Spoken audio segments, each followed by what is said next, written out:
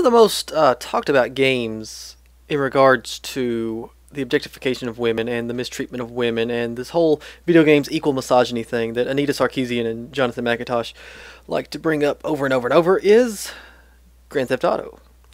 But they also bring up Red Dead Redemption. In Red Dead Redemption, in the opening cutscene / first mission, if you are to break the law in any way, the mission is failed, you lose the game, and you have to start over from the last checkpoint.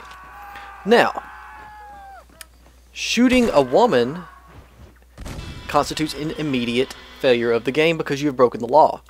This is of course logical, as murder is not to be promoted by a lawful society, and depending on where you are in the game, law and order prevails over everything else. So your personal freedoms are controlled by the laws inherent in the game, depending on the city you're in, for instance.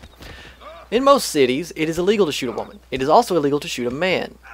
But when it comes to a fist fight, the rules are completely different. I proceed to knock individual males down, kick them when they're on the ground. When they get back up, I knock them down again.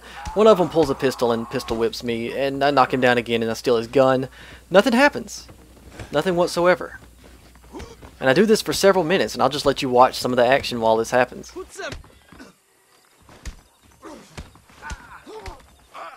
You want a broken nose, friend?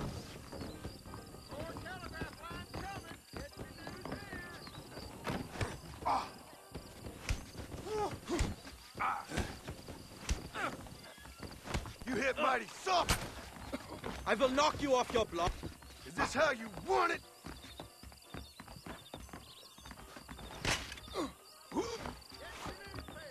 You're making a big mistake.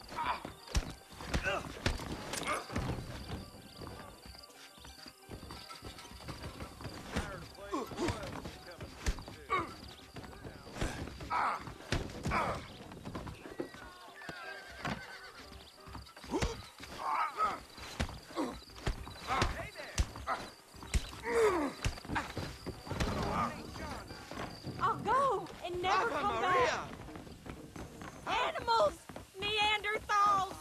Now look at what happens when the same thing occurs with a female NPC. You know, one of the things Anita calls background decoration. Why did I... Instant failure of the game. So what does that tell you? That tells you that Red Dead Redemption, a game which was pretty strictly criticized by Anita Sarkeesian and her videos and all the people that associate with her, it actually has women as a more important component of the game, as more respectable members of society, as more defended by the law within the game than the male counterparts. Let's take another game, for example. Halo 3. Now, first-person shooters are often attributed to, you know, male power fantasies and things like that. The argument is always that these games encourage violence towards women, when in Halo 3, on the second level, there are 3 important story NPCs that cannot be killed or the story is ruined. You can kill Johnson, he gets back up. You can kill the Arbiter, he gets back up. The game is programmed to allow them to die and then respawn, but if you ever kill 2 in a row, everybody has assumed that you are a turncoat and the game murders you pretty hard. So you are punished for killing your own men. Just like in Red Dead Redemption, as seen earlier, when you break the law. Now, try to kill the only important female NPC in pretty much the whole game, and you can't. She's functionally immortal. Even though she's no more important than the 2 other important NPCs standing over here, she has been given a special ability of you cannot kill her. Thus proving that the developers actually considered her more relevant a character because she was a female, giving her special preferential treatment to the male characters in the game. This is not true of Marines, as you can kill female or male Marines with equal ease. Just a headshot and they're down.